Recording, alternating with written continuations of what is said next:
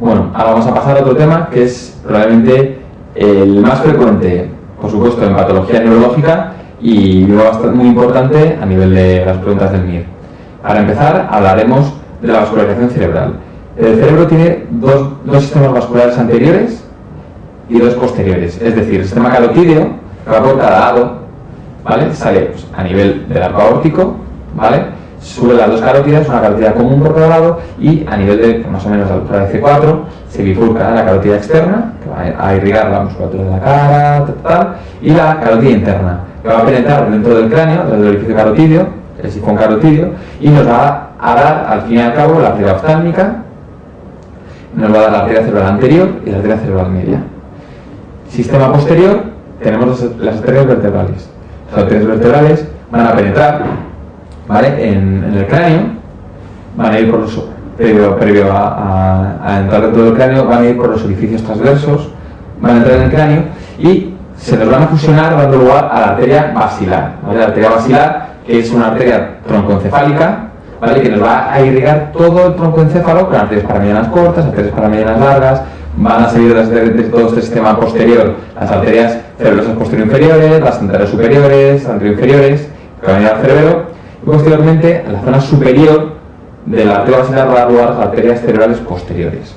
Bueno, pues en la comunicación entre las arterias cerebrales posteriores, las arterias cerebrales medias y las arterias cerebrales anteriores va a haber unas ramas comunicantes, que es lo que se llama el polígono de Willis.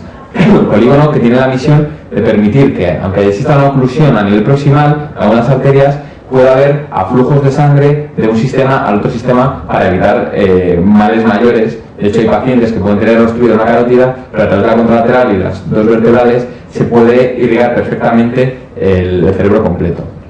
En este dibujo es una representación para que veáis. A la izquierda tenéis un corte coronal y a la derecha un corte axial o transversal del cerebro, donde podéis ver cuáles son las áreas que le corresponden los distintos territorios vasculares. Liso, sin pintar, tenemos todo el territorio de la arteria cerebral media, que es, pues a lo mejor probablemente la mitad del cerebro, solo depende de esta arteria cerebral, ¿vale?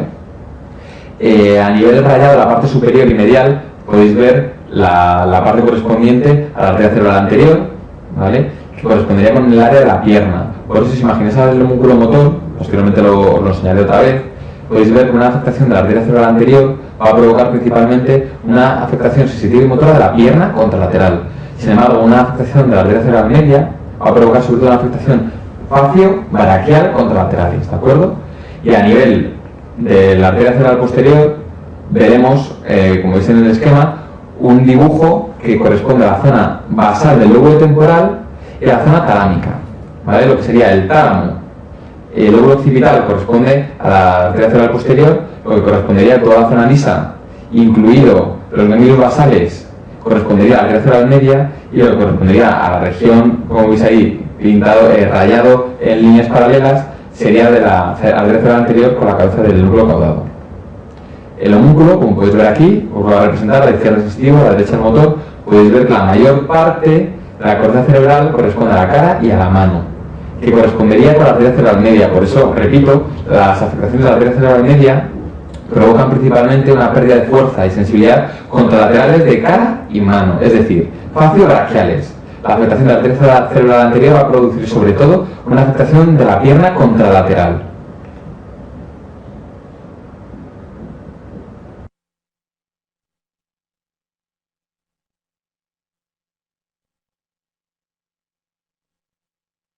Bueno, pues ahora vamos a hablar de los distintos tipos de patología vascular cerebral. Tenemos dos tipos principales, como pueden ser los ictus isquémicos y los hemorrágicos. Los ictus isquémicos se explican por una pérdida de aporte sanguíneo con nutrientes y con oxígeno al parénquima cerebral correspondiente. Los ictus hemorrágicos es una rotura con salida de sangre y, por supuesto, pérdida de vascularización distal. Es decir, los ictus hemorrágicos tienen peor pronóstico en cuanto a que provocan isquemia y encima producen un efecto masa. Etiológicamente, ¿a qué se deben? Bueno, pues principalmente a los factores de riesgo cardiovascular. Cuando clasificamos ictus isquémicos tenemos que tener en cuenta que los pueden ser ateroscleróticos, ¿de acuerdo? Que son todos aquellos que se producen en personas mayores por hipertensión, diabetes, dislipidemia principalmente, ¿vale? Las arterias se van ocluyendo poco a poco y van produciendo una pérdida de vascularización cerebral. Esa placa se rompe en un momento dado y produce un infarto. ¿de acuerdo? Habitualmente, el sitio donde se produce mayor afectación aterosclerótica es la bifurcación carotidia, porque hay mayor cantidad de flujos aberrantes a este nivel cuando se divide la carótida.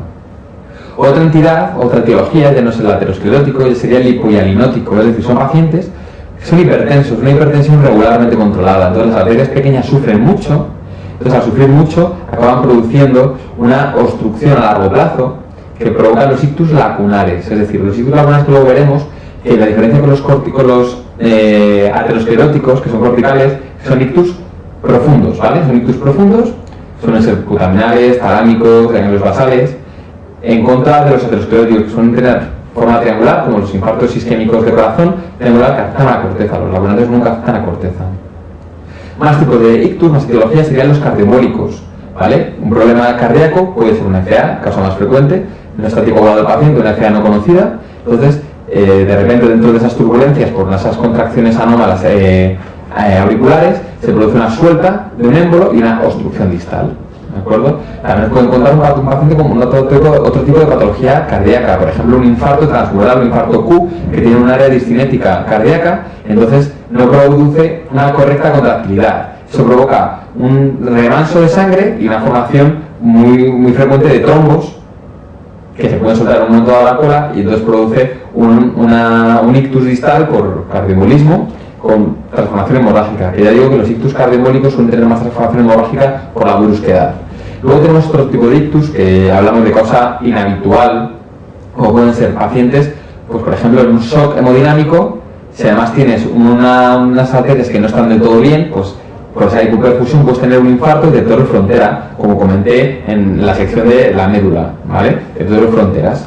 Por ejemplo, con hemoglobinopatías, pacientes con policitemias, donde cambia la viscosidad de la sangre, entonces se produce una obstrucción de los capilares, pues por lo que sea, menor elasticidad de los eritrocitos o que haya muchos eritrocitos y no es fluido el paso de sangre. Otros tipos, pues hipercoagulabilidad, factores 5 de Leiden, anticuerpos antifosfolípidos en pacientes con lupus, disecciones arteriales en jóvenes como comenté, una disección arterial que provoca una separación de la íntima con la media, se ocluye por trombosis, entonces tenemos una oclusión o in situ de la carótida o que nos puede soltar émbolos a nivel distal de esa carótida disecada y provocar clínica, ¿de acuerdo? La etiología principal en los infartos hemorrágicos, que suele ser como un 20%, suele ser la hipertensión con muchísima diferencia, ¿vale? Sobre todo a nivel del putamen y de ganglios basales.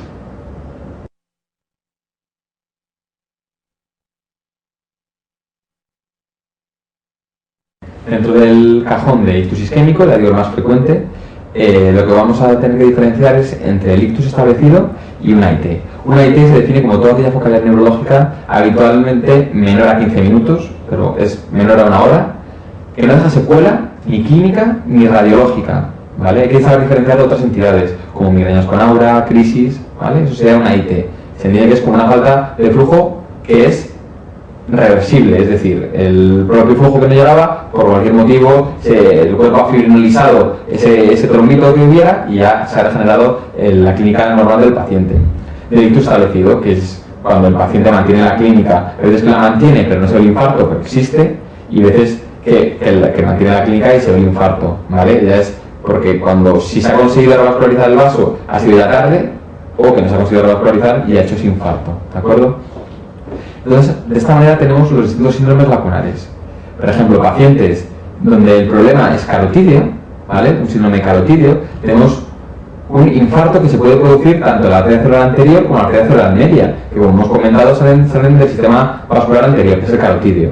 Entonces, un paciente con una placa de aterosclerosis a nivel carotidio, que es lo más frecuente, más que intracraneal, va soltando placas y te puede dar clínica de cerebral anterior o de cerebral media. Habitualmente el síndrome más frecuente es de cerebral media y la explicación es muy sencilla, es porque la cerebral media es de bastante más calibre que la cerebral anterior. Entonces, aunque solo sea por flujo sanguíneo, es más frecuente que le llegue el problema a la cerebral media. Pero si encuentra un paciente que ha tenido AITs de cerebral anterior y cerebral media, hay que pensar que el problema va a estar en la carótida, ¿vale?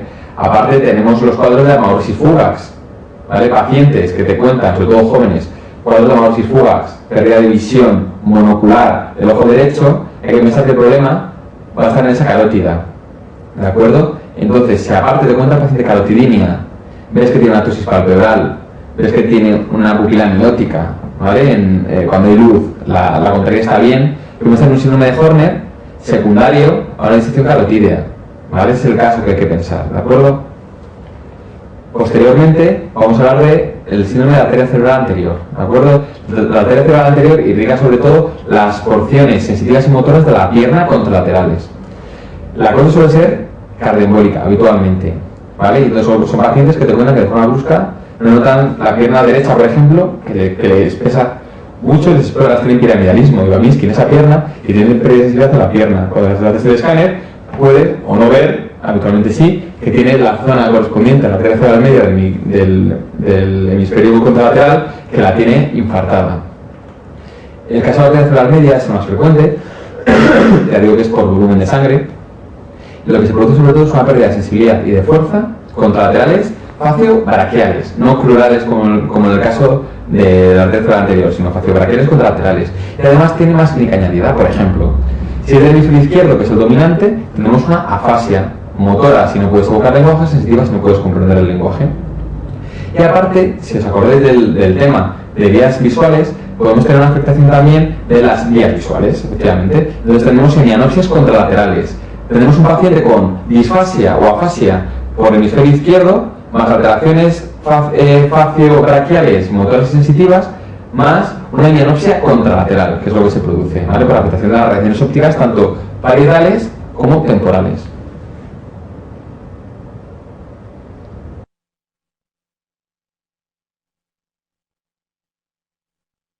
Tercer síndrome a tener en cuenta, los síndromes de la arteria cerebral posterior. Siempre lo que hay que tener en cuenta principalmente es que como lo que irrigaba era la región basal del lóbulo temporal y los lóbulos occipitales, nos vamos a quedar con que la clínica más importante sería la de hemianopsia contralateral, es decir, un infarto de la arteria cerebral posterior derecha va a provocar sobre todo una hemianopsia contralateral. Ya digo que habitualmente suele ser con respeto macular, porque comentaba de las fibras de la mácula, que son las más grandes, entonces, o sea, las más grandes, las más importantes en número, más que la retina periférica. Entonces, habitualmente la zona central del campo visual está respetado, pues si es un infarto masivo, va a haber una hemianopsia contralateral. Hay más cuadros que no vienen al caso de escribirlos.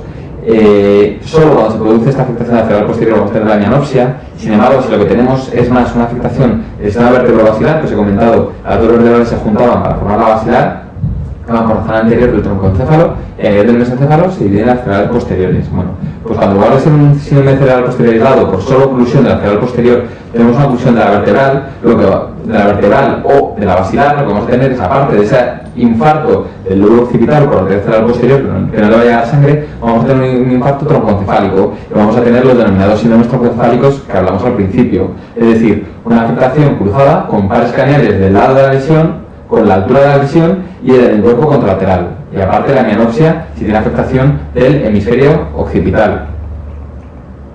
Para terminar, quiero hablaros de los síndromes lacunares. Los síndromes lacunares, la etiología es diferente de la aterosclerótica, es decir, de la cerebral media, cerebral posterior, cerebral anterior, vertebrales, basilar, en definitiva, troncoencefálico, van a ser diferentes, ya que la etiología ya no son los factores de riesgo en sí que generan placas de aterosclerosis, sino va a ser la hipertensión regularmente controlada, que va a provocar que las arterias de pequeño calibre, ¿vale? Las arteriolas pequeñas y profundas, se vayan cerrando poco a poco, se vayan volviendo duras y se cierren.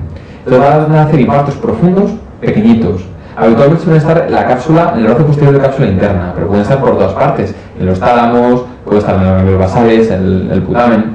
Pero la diferencia con respecto a los ictus ateromatosos, ateroscleróticos, es que van a ser infartos pequeñitos, ¿vale? De menos de 1,5 centímetros y que nunca van a producir clínica cortical, es decir, nunca afasia, nunca agnosia, ni apraxia, ni alteraciones de la memoria, no.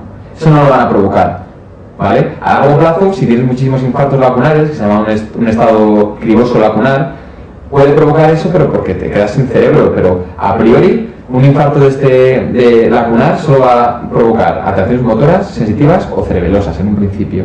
Las entidades más frecuentes y que tienes que conocer son el ictus por frecuencia, es el ictus motor puro, es decir, un infarto que se produce principalmente en el brazo posterior de cápsula interna, por donde descendían todas las fibras de la corteza motora hasta llegar a la primera motoneurona, hasta llegar a la segunda motoneurona y al brazo, ¿de acuerdo? Tenemos un paciente con un síndrome hemimotor contralateral, ¿de acuerdo? Por esta afectación del brazo posterior de cápsula interna, tanto afectación de la cara como del brazo y pierna y contralaterales, ¿de acuerdo?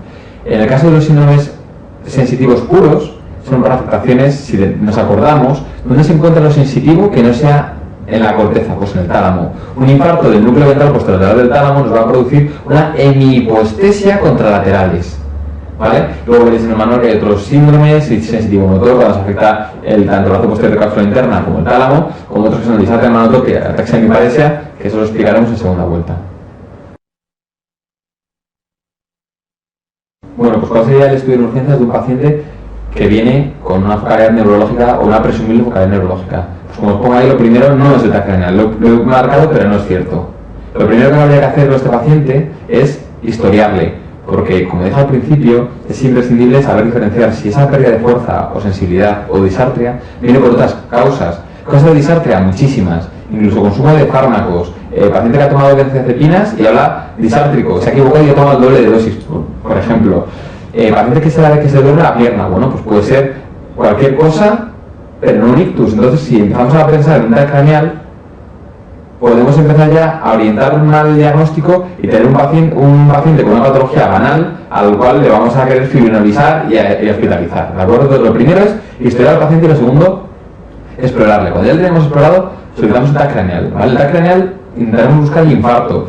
No siempre se ve los ictus lacunares para ver si hace falta que pasen 12 o 24 horas. Los ictus, como era arteria cerebral media o arteria cerebral anterior o cerebral posterior, es decir, los ateroscleróticos, se puede ver antes, ¿vale? Se puede ver incluso más allá de una hora. Y si es muy grande el infarto, probablemente lo veamos al poco tiempo de comenzar la clínica. Los escáneres son malos para ver la fosa posterior, ya que hay mucho hueso, la escama occipital, las escamas temporales, no nos van a dejar ver bien esta parte, pero bueno, tenemos que guiarnos con ellos. Pero la función del escáner no es diagnosticar el ictus, porque el diagnóstico del ictus es clínico, sino es diferenciar un isquémico de un hemorrágico. Aunque vamos a presumirlo, si va a ser uno u otro por otros datos, el manejo va a ser diferente del paciente. Y para poder incluirlo dentro del llamado código ictus, que luego hablaremos, intentamos saber si es isquémico o es hemorrágico la lesión que tiene el paciente. Por supuesto, constantes a todos los pacientes: temperatura, tensiones, electrocardiograma para ver si está en ritmo sinusal, una placa de tórax. Aquí os muestro una diferencia para que veáis lo fácil que es reconocer un infarto isquémico, que es el del lado derecho o izquierdo de la pantalla, donde podéis ver una hipodensidad en el escáner, en el hemisferio derecho del paciente, frente a una hiperdensidad en el hemisferio derecho del otro paciente. Es decir, la hemorragia se ve siempre como algo más marcado que el parénquima cerebral, sin embargo lo isquémico está atenuado en relación al parénquima cerebral. Con el paciente en planta tenemos que ver un estudio complementario para ver cuál es la etiología. Ya digo, habitualmente va a ser aterosclerótica, a veces lipohialinótica, y luego podemos encontrar unas causas cardioembólicas inhabituales. Bueno, pues lo primero, habitualmente lo que se hace siempre es un Doppler transcraneal o un Doppler de troncos supraórticos. ¿De acuerdo? El de troncos supraórticos es más importante, ya que hemos comentado que la bifurcación carotídea, ¿vale?, es donde se suele encontrar la mayor parte de placas. Entonces es la causante que se suelta una placa y vaya, embolice a nivel cerebral y provoque la clínica. ¿De acuerdo? Más manejo en la planta, pues aparte de controlar las tensiones, que no haya infecciones, pedir un TAC de control para ver cómo va la evolución del infarto, si se ha extendido respecto a lo que hemos visto, si ha hecho una transformación hemorrágica, ¿vale? Lo que sea. Y a veces podemos completar este estudio con resonancias magnéticas, que no siempre hace falta ni mucho menos, con estudio vascular, ¿vale? Pues si pensamos que tiene un aneurisma o algo lo que se haya roto, un ecocardiograma, sobre todo en pacientes con FAs o con antecedentes de patología cardíaca por infartos extensos, y pruebas analíticas, las básicas y las complementarias si queremos estudio de autoinmunidad para poder diagnosticar a lo mejor de un lupus a ese paciente, y un lupus no diagnosticado, que es lo que al final acaba debutando más que con la clínica de lupus, con un infarto, ¿vale? Aquí os pongo una tabla que yo creo que ayuda bastante. Hay que pensar, todo paciente menor a 45 años, yo creo que hay que pensar con un ictus isquémico, ya digo, hay que pensar en una causa cardíaca principalmente, o bien habitual, principalmente, ya que no ha dado tiempo a que las arterias se afecten, a menos que tenga una patología que degenere las arterias. Sin embargo, en una persona mayor, ¿vale?, hay que pensar sobre todo en una causa isquémica vascular, sea aterosclerótica o lipohialinótica. Que si encontramos una FA, bueno, pues suponemos que es eso, pero aún así hay que hacer un Doppler para ver que de verdad estas arterias están bien o mal. Pues si tiene una FA y las arterias están perfectamente, ya sabes que es por la FA. Si tiene una FA y las arterias están muy mal, pues tendrás que valorar cuál de las dos ha podido ser la causa, ¿de acuerdo? Bueno, ¿cuál sería el manejo del paciente en fase aguda? Control de temperaturas. Se ha demostrado que la hipertermia en los ictus es factor de mal pronóstico, ¿vale? O sea que a partir de 37,5 ya optamos por dar antitérmicos, incluso sacar hemocultivo si hace falta. Las tensiones arteriales, curiosamente, se permiten mucho más altas de lo habitual. Ya digo, lo habitual pues depende de algunos pacientes, pero bueno, habitualmente eso es 140-90. Pero los ictus isquémicos se permiten sistólicas de 220 y diastóricas hasta 110. Veremos que en los hemorrágicos es menor lo que se permite. Pero se ha visto que cuanto más alta esté la tensión hasta este nivel, mejor, porque quiere decir la tensión de perfusión tisular, cuanto más alta esté, mejor, más flujo de sangre le llega, ¿vale? Ya se sabe que hasta este nivel, porque a partir de ello se favorecen las transformaciones hemorrágicas. Control estricto de leucemia. La fibrinolisis, ahora veremos a qué pacientes se les puede hacer y a cuál no, pero existen unos criterios que todavía no están del todo estandarizados para todos los hospitales, ni de España, ni siquiera del resto de países del mundo. Entonces, más aguda, ves que es un ictus isquémico y lo primero que tienes que ver es antiagregado al paciente, ¿de acuerdo? Si estás tomando adiro, se lo cambias, adiro que es ácido salicílico, lo cambias por clopidogrel. Es otro antiagregante que va por otra vía, ¿de acuerdo? Y si ya está tomando, y si no está tomando adiro, pues optas por antiagregado con adiro, lo primero, porque es igual de bueno que el clopidogrel y es más barato. Aparte, si te cuenta que el paciente tiene patología gástrica, pirosis, problemas de úlceras, pues ahí optas también por el clopidogrel porque no es gastroerosivo como el adiro. La antiagregación, la doble antiagregación no está demostrada, igual que en cardiología sí está demostrado, aquí de momento no está demostrado que adiro más clopidogrel sea más beneficioso, por lo menos en los ictus ateroscleróticos. ¿Cuándo decidir que se anticoagular un paciente? Bueno, pues hay varios requisitos para anticoagularlo. Por ejemplo, lo primero de todo es que no haya sangrado en la cabeza, ¿de acuerdo? No se puede anticoagular a un paciente si tiene sangrado en la cabeza, salvo en una excepción, y es si es un sangrado secundario a una trombosis venosa. Es decir, si diagnostica un paciente de trombosis venosa e independientemente si tiene sangre o no, le puedes anticoagular. Ahora se ha demostrado que no hay más riesgo, no se sabe el por qué, pero no hay más riesgo de anticoagular. Todos los demás no se puede anticoagular en el caso que haya sangre en la cabeza. Otra excepción para anticoagular a un paciente, un ictus isquémico agudo que sea muy extenso, es decir, un ictus donde ves que ocluye, que la parte del parénquima afectado es grande, no os puedo decir cuánto es grande, pero que lo definan como feo, como un ictus muy grande, no se anticoagula, aunque tenga criterios para anticoagular, que los vamos a ver ahora. No se va a anticoagular, te vas a esperar una semana, porque ves que se ha visto que hay más riesgo de transformación hemorrágica. Entonces, ¿cuáles son los criterios para anticoagular? 1. Fibrilación auricular. Perfecto. 2. Paciente que empieza a tener una focal neurológica y que a lo largo de las horas va empeorando. El antiagregas va empeorando, va cada vez a más, aparecen nuevas cosas, la anticoagulas también. Más, hay test de repetición. Un paciente que te viene contando que hace 2 días dejó de ver por un ojo, amaurosis fugax, que ahora ha perdido la fuerza de la pierna y según le estás viendo, se le quita, le empieza en el brazo, se le quita otra amaurosis fugax, se le quita, le viene el brazo contralateral. Son cosas que ya te empiezan a preocupar porque al final se va a establecer algún déficit de estos y no sabes cuál es la causa. Ahí es otro motivo para anticoagular, pero es poco frecuente que esto caiga en el MIR. ¿De acuerdo? Presencia de trombo intracardíaco, paciente que os van a describir que después del ictus pues, ha tenido un infarto de corazón o que ya lo tuvo hace tiempo y ahora se le hace un ecocardiograma y se le ve que tiene un trombo pegado, pues le vas a anticoagular para intentar disolver ese trombo lo más posible. Otra entidad, disección carotídea, según la hemos descrito al principio, ¿vale? Una disección carotídea con su carotidinea, con su síndrome de Horner, lo vas a anticoagular también. Y luego la trombosis venosa cerebral, pues he comentado. Independientemente de que haya sangrado de la cabeza, el manejo es anticoagulación. ¿Cuándo vamos a fibrinolizar? Vamos a ver. Primero tenemos 2 tipos de fibrinolisis, la intravenosa y la intraarterial. La intravenosa consiste en coger una vía periférica, suele ser una antebraquial. La fibrinolisis intraarterial requiere que cojas una vía central, igual que si se va a hacer un cateterismo cardíaco, suele ser sobre todo a nivel femoral. Entonces, en lugar de subes por la aorta y en lugar de quedarte a nivel del inicio del arco aórtico para entrar por las coronarias, vas a subir por la carótida que te interese y te metes en las cerebrales para poder hacer ahí una arteriografía y poder ver el stop, el cierre de la circulación y poder fibrinolizar directamente ahí el trombo o poder hacer una extracción con un extractor de trombos. Sin embargo, la intravenosa, que es la que más se usa, la que está más desarrollada y la que es más probable que haya en el MIR, como este año cayó, tenemos que tener varios criterios para pensar en ella. Unos criterios de inclusión y muchos de exclusión. Es decir, ¿a qué pacientes metemos? 1. Son aquellos que cuentan una focalidad de menos de 4 horas y media. Pero ojo, 4 horas y media no que haya pasado menos de 4 horas y media desde que le pasó el evento, sino que contando que tenemos que hacerle el escáner, explorarle y todo eso, estemos dentro de esas 4 horas y media para empezar a fibrinolizarle. 2. Que no haya sangre. Sin sangre, imposible, no se puede hacer. Y 3. La edad. La edad la pongo con interrogaciones, ya que es un poco relativa a la edad. Hace años hablaba de los 70 años, pero ahora hemos llegado a finolizar pacientes con 90 y tantos años, siempre y cuando tengan una calidad de vida buena. Si es buena calidad de vida, se le finoliza. Es decir, mejor finolizar a una persona mayor con una calidad de vida y un cerebro bien, que una persona joven o muy joven con mala calidad de vida o un cerebro que por lo que sea esté tocado, pues por lo que sea, tenga una malformación cerebral y tal, ¿vale? ¿De acuerdo? Luego, criterios de exclusión. En realidad, en las diapositivas no he puesto ningún criterio de exclusión, porque lo mejor es intentar reducirlos. Pacientes que tengan problemas de coagulación en la sangre, discresias sanguíneas, mielomas, linfomas, cosas que puedan producir una alteración de la coagulación, no lo vas a finolizar porque el riesgo que se cae contra las familias, el riesgo que existe es el de transformación hemorrágica, que ya digo que es peor que el propio infarto, por eso tienes estos criterios. Eso es uno. Dos, por ejemplo, un paciente con plaquetopenia, menos de 50.000 plaquetas no le vas a finolizar nunca. Paciente con tensiones muy descontroladas, hasta 185, 105, que a pesar de manejo agresivo no consigues controlar las tensiones. Pacientes con hiperglucemia, por encima de 400 que no consigues bajarle, tampoco le vas a finolizar.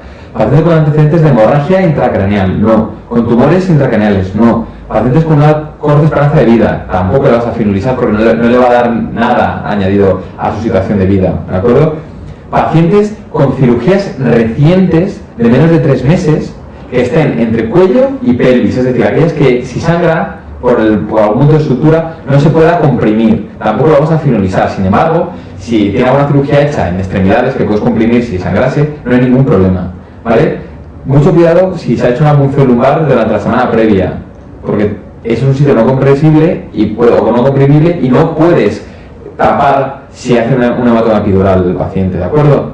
Todo esto son cosas que hay que tener muy en cuenta y esas son las más importantes a la hora de decidir no finolizar, criterios de exclusión para no finolizar a un paciente. Prevención primaria del ictus. Bueno, pues para hablar de ello es simplemente el paciente que tiene factores de riesgo y antes de que tenga el ictus o una clínica de AIT, tratarle para disminuir la posibilidad de que tenga un ictus. Pues por ejemplo, tensión arterial y colesterol. Pacientes hipertensos o dislipémicos, ponerle anticoagulantes, antiagregantes, ponerle estatinas. Se ha demostrado que el IECA como antihipertensivo es mejor de cara a estabilizador de placa que los diuréticos que se usan también como hipotensores. Más cosas. Paciente con diabetes mellitus u otros trastornos metabólicos, está demostrado que aparte de un correcto control merecería la pena antiagregarles, ¿vale? Aunque depende un poco, eso se está estudiando, pero aparte de ese control con insulina, con antidiabéticos orales, añadir antiagregación. Por supuesto que si hay patología isquémica cardíaca, si ya de base un paciente con ANGOR o con infartos de corazón se va a antiagregar, también eso se ha demostrado que previene la patología vascular cerebral. Y si tiene una fibrilación auricular, tenemos ahora dos situaciones. Paciente con menos de 65 años sin factores de riesgo cardiovascular, no se ha demostrado que la anticoagulación sea la elección. Esto os lo explicará más el profesor de cardiología. Es decir, paciente con menos de 65 años y factores de riesgo, a veces con antiagregar es suficiente. Pero pacientes con menos de 65 años, hipertenso, diabético o dislipémico, o aquellos por encima de los 65 años, sí que se ha demostrado que la anticoagulación es necesaria para evitar los efectos cardioembólicos.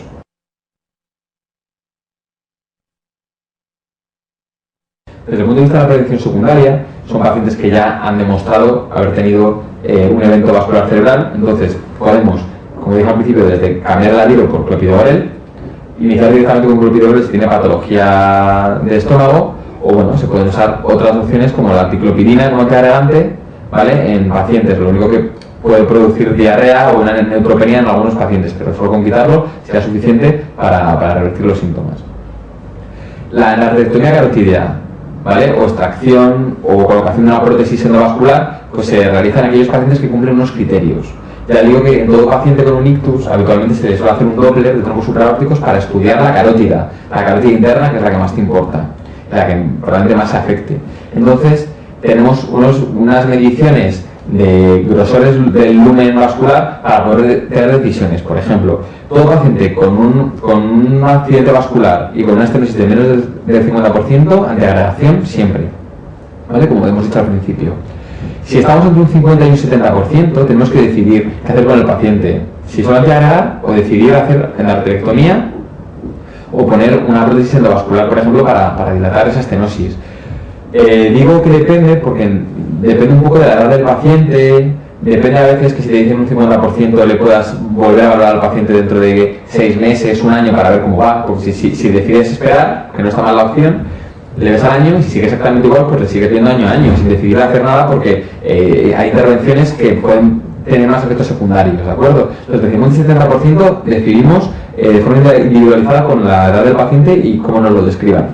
Por encima del 70% siempre manejo, o sea, en la arterectomía, es decir, cirugía de la carótida, prótesis, lo que sea, o una prótesis endovascular, ¿vale? A través de, pues eso, de un intervencionismo vascular intraluminal. Salvo si tenemos completamente obstruida la carótida, si nos cuentan que tiene una obstrucción que es casi completa. Ahí no merece la pena hacer nada vascular, ya que subir un catéter quiere decir atravesar el trombo y eso puede producir una suelta de globos y producir pues múltiples ictus. Ahí se optaría por antiagregar o por anticoagular. No se va a dar la opción porque esto ya requiere pensar más opciones según el paciente, pero lo que está claro es que a estos que tienen un 100%, un 99%, una estenosis subcrítica, no conviene hacer ningún tipo de cirugía sobre la lesión. Y por supuesto, en los ictus que se ha demostrado que el paciente tiene una FA, es decir, una prevención secundaria o terciaria, la anticoagulación temprana, siempre que el ictus no sea muy grande, y diferida si es muy grande el área infartada.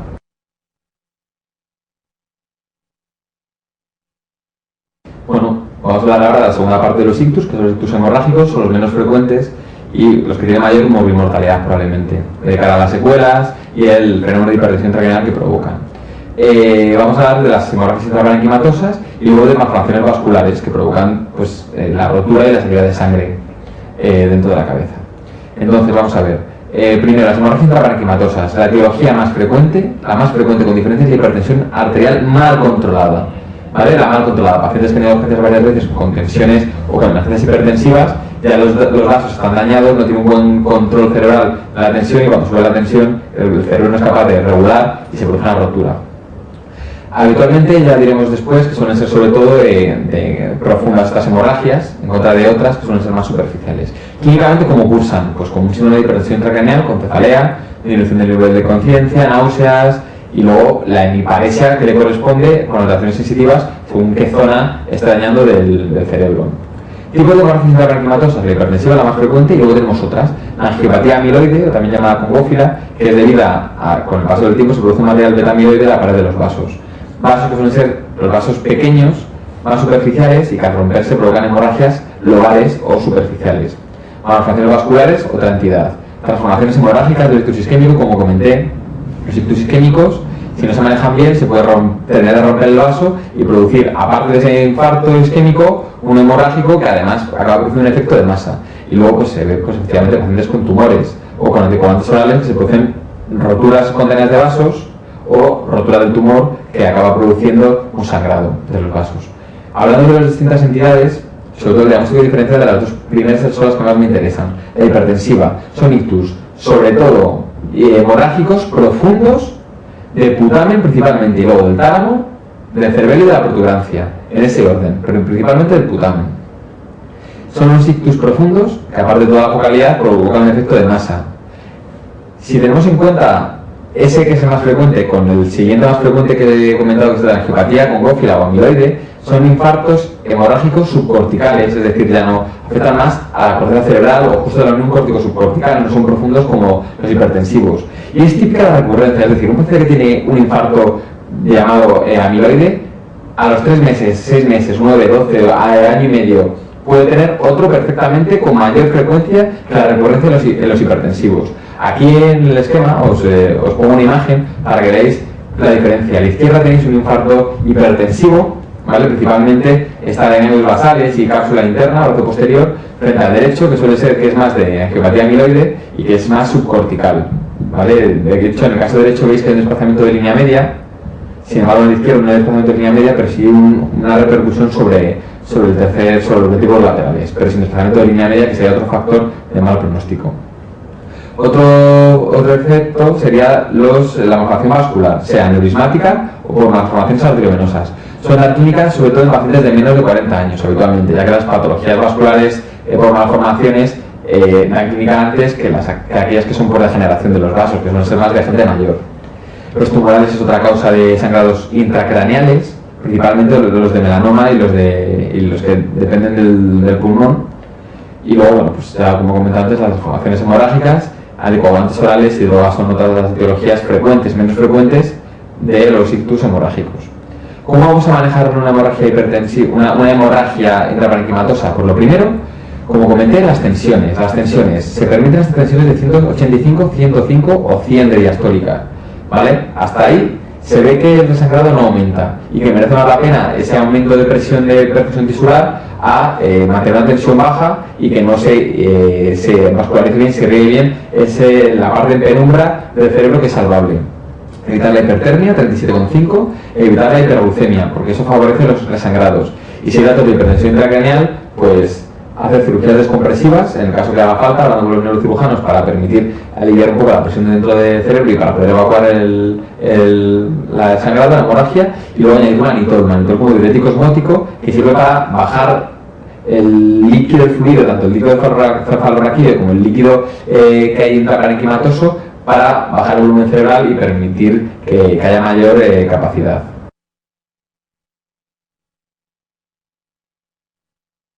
Bueno, desde el punto de vista de las malformaciones vasculares, vamos a hablar de una principalmente, que es la malformación arteriovenosa. Lo más fácil es tener en cuenta el concepto malformación arteriovenosa, es decir, entre toda arteria y vena debe existir un capilar, que son vasos cada vez más pequeños, donde se produce el intercambio gaseoso y de nutrientes entre el parénquima y el propio capilar, para dar la sangre venosa menos oxigenada, con menos nutrientes, menos glucosa, etc. Si esta comunicación entre arteria y vena no se hace a través de un capilar, sino que se hace a través de un vaso aberrante, es decir, un circuito de alta presión arteria, un circuito de baja presión vena, perdemos los capilares, que son los que dan la resistencia a la sangre, los que van bajando la presión, tenemos un vaso anómalo, tortuoso, que va a comunicar la arteria con la vena, va a producir que en cualquier momento esa vena se rompa, a pesar de arterializarse y de volverse pues una media más muscular, se va a volver como extraña, con una media rara, un músculo raro, que va a permitir que se rompa la vena, se rompa también ese vaso aberrante, y entonces vaya a producir sangrados, que es la clínica más frecuente, o crisis, porque por volumen este vaso aberrante va a tocar la corteza y puede producir irritación cortical que va a provocar crisis. Por eso a veces epilepsias focales sintomáticas suelen ser secundarias a malformaciones vasculares. Aquí, por ejemplo, en el dibujo podéis ver una arteriografía de los vasos cerebrales, en los cuales, cuando quito el cuadradito, aparece como un nidus, que se llama, de vasos aberrantes, que son los que habría que tratar en este caso. Este paciente debutó con una hemorragia subaracnoidea e intraparenquimatosa a los 25 años, de una malformación que no se conocía, por supuesto, y que llevaba un tiempo con cefalea, y cuando se rompió, comenzó con una hemiparesia izquierda, se le hizo el scan, se dio el sangrado, luego se hizo el arterio, pero que efectivamente tenía esa malformación arteriovenosa, que posteriormente se procedió a embolizar. Bueno, tras haber terminado las hemorragias intraparenquimatosas, vamos a comentar las hemorragias subaracnoideas, muy importantes de cara al diagnóstico etiológico y al manejo del paciente. Es típico de la edad media entre los 30 años, los 25 años y los 50 años. Lo más frecuente es que sea de causa traumática, pero si no hay antecedente, habrá que pensar que sea por un aneurisma. Aneurisma sacular, ¿vale? Los aneurismas saculares son los más frecuentes, son los que más se rompen porque tienen forma de saco, ¿vale? Tienen un cuello estrechito y una gran dilatación, ¿vale? Como si fuera huevo de un balón. Sin embargo, los aneurismas fusiformes suelen sangrar menos, ya que es una dilatación de todo el vaso y en sí es menos la dilatación que se producen. Fuera de estas entidades se producen asociados a otras cosas estas hemorragias subaracnoideas, como las malformaciones arteriovenosas, como hemos comentado hace un momento, los anticonceptivos orales, las drogas, los tumores que pueden provocar también esto, pero ya digo, en un porcentaje mucho menor, un 20%. Los más frecuentes se producen la arteria comunicante anterior, la posterior, la basilar, sobre todo la punta basilar, y la cerebral media, sobre todo las zonas más proximales. Y el riesgo de sangrar es mayor cuanto más proximal sea y más grande sea. Curiosamente, los enormes sangran menos que los medianos, ¿vale? Es decir, es el único ejemplo, la única excepción. Y luego, bueno, hay entidades que predisponen a tener aneurismas múltiples, como la enfermedad de Marfan o la poliquistosis renal. Aquí en el ejemplo tenemos una radiografía de una arteria carótida derecha, donde podemos ver que entre las dos cerebrales anteriores hay un un aneurisma, ¿vale? Que es grande, puede ser de un centímetro, centímetro y medio, y es el que este paciente ha dado clínica, que ha debutado con un sangrado brusco, una hemorragia subaracnoidea después de un esfuerzo. Clínicamente hay que tener en cuenta que el paciente puede contarnos que desde hace unos días le dolía la cabeza cuando hacía algún esfuerzo, pero que ahora ya viene con la clínica establecida, es decir, la falla brusca, debido a, ya digo, una maniobra de Valsalva, tanto para defecar, con la tos, con un estornudo, que le provoca esta rotura. Cefalia brusca con la clínica correspondiente de hipertensión intracraneal o hemiparesia o alteraciones sensitivas correspondientes según la zona en la que se encuentra. Aquí os recuerdo otra vez el famoso aneurisma de la arteria comunicante posterior que comprimía el tercer par y que producía una diplopia con tosis y una midriasis reactiva, ¿de acuerdo? El pronóstico es malo, ya que la mitad de los pacientes con hemorragia subaracnoidea fallecen. Y de la mitad que sobreviven, un 66% sobreviven en mala situación, muy invalidados y con necesidad para ayuda en casi todo. ¿Cuál es el diagnóstico cuando un paciente te viene con una sospecha de hemorragia subaracnoidea? Pues lo primero, pedir un TAC craneal. El TAC craneal es la prueba de elección para el diagnóstico del sangrado intracerebral o intracraneal. Si fuera negativa, se optaría por la prueba más sensible, que sería la punción lumbar. Se le realizaría al paciente una punción lumbar en la cual se buscarían hematíes líquidos cefalorraquídeo. Hematíes que provocarían una xantocromía, es decir, un líquido rojizo, de color amarillo rojizo, que cuando lo centrifugas sigue quedando rojo, es decir, hay hematíes degradados. En diferencia de la punción lumbar traumática, que daría un líquido rojo que según vas saliendo el líquido, vas cambiando de tubos y se va aclarando. Y cuando lo centrifugas se queda el líquido claro. Con esas pruebas ya tendrías el diagnóstico hecho del paciente si de verdad tiene o no tiene una hemorragia subaracnoidea. Cuando ya lo tienes diagnosticado, tienes el síndrome de hemorragia subaracnoidea. Ahora tendrías que hacer las pruebas complementarias para ver cuál es la causa. Ya digo, el 80% de las veces que no es traumática es por un aneurisma. Bueno, pues habría que hacer una prueba angiográfica, sea angiotac, angioresonancia magnética o una arteriografía para poder estudiar bien esos vasos. Bueno, desde el punto de vista de la hemorragia subaracnoidea tenemos que hablar de las complicaciones. Tenemos unas complicaciones médicas como la hiponatremia, que es frecuente, pero bueno, como única cosa que habría que hacer es restricción hídrica y no es importante. Las más importantes son las neurológicas. Teniendo en cuenta que el vasoespasmo es un espasmo de los vasos que están tocando por irritación esa sangre de la hemorragia subaracnoidea. Es una clínica que se produce entre el cuarto y el 12º día, sobre todo suele ser el 7º, 8º día, donde el paciente de repente está estabilizado y comienza a deteriorar otra vez el nivel neurológico. Estado comatoso, empeora la focalidad neurológica, le das un escáner y es normal, es decir, que hemos descargado el resangrado. Entonces hay que sospechar que tenga un vasoespasmo. El vasoespasmo se diagnostica con una arteriografía nueva y donde se ven es, en lugar de vasos rellenados, se ven vasos filiformes. Los vasos que tienen vasoespasmo están produciendo una isquemia del parénquima cerebral subyacente al cual le toca irrigar ese vaso. El tratamiento es la terapia de la triple H: hemodilución, hipervolemia e hipertensión. Claro, que la hipertensión nos va a dar mayor riesgo de sangrado, pero es mayor los riesgos de la isquemia que la del resangrado. Entonces, ¿qué es lo que habría que hacer para evitar el resangrado? Pues sobre todo el manejo precoz de esa hemorragia subaracnoidea, es decir, la diagnostica lo más pronto posible al paciente y si es por un aneurisma habrá que hacer el manejo correspondiente, que sería clipar el aneurisma, es decir, los neurocirujanos que lo cierran desde fuera con una especie de clip, como un lazo, o los radiólogos vasculares que hacen una arteriografía y embolizan con coils que se llaman, embolizan el aneurisma y lo trombosan para evitar que haya sangre ahí y se pueda volver a romper. ¿Cuál sería el manejo de estos pacientes con la hemorragia subaracnoidea? Aparte de manejarlos como un ictus hemorrágico, ¿vale?, con las tensiones, la temperatura y todo, habría que dar nimodipino. Todo paciente con hemorragia subaracnoidea que no sea traumática se da nimodipino. Nimodipino es un antagonista que disminuye la probabilidad de que haya un vasoespasmo. Y ya digo que es la complicación más temible de la hemorragia subaracnoidea. Respecto al manejo del propio aneurisma, se opta habitualmente por un manejo precoz, es decir, menos de 4 días. Pero si el paciente está muy malito, no se le puede intervenir, hay que dejarle que se estabilice, sabiendo que las complicaciones pueden ser peores. Pero la cirugía o el manejo vascular del paciente habría que hacerlo cuando el paciente está estable, no se puede hacer con un paciente inestable. Para terminar de analizar algunos términos y algunos conceptos, os voy a remitir a la pregunta número 76 del test de primera vuelta. Nos preguntan cuáles son los síntomas y signos no esperaría encontrar en una arteria cerebral anterior por afectación. Pues Yendo de abajo arriba, la quinta, apraxia de la marcha, lesiones bilaterales. Efectivamente, una lesión bilateral, pensad que el lóbulo frontal es el que se encarga un poco de coordinar los distintos pasos que tienes que ejecutar por corteza premotora para hacer un movimiento. Es decir, que un paciente con una afectación bilateral de ambos lóbulos frontales puede tener una marcha apráxica que ya comentamos que era arrastrando los pies por el suelo con fenómeno de imantación.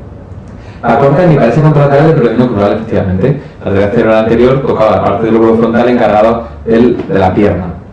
Tercera, desinhibición o moria. Pues puedes tener las dos cosas: desinhibición por la afectación del lóbulo frontal, es decir, un síndrome de desfrontalización, pacientes agitados, con un comportamiento inadecuado, o moria, que es tendencia a estar quieto, con una inhibición psicomotriz, estar quietos porque les falta iniciativa para poder realizar los movimientos. Abulia, pues lo mismo, es una sensación interna de tener un aplanamiento afectivo, no tener capacidad para poder manifestar nada en tus sentimientos. Y por supuesto lo que no se produce es la menoxia homónima. El lóbulo frontal es el único cuya afectación no provoca alteraciones de las guías visuales.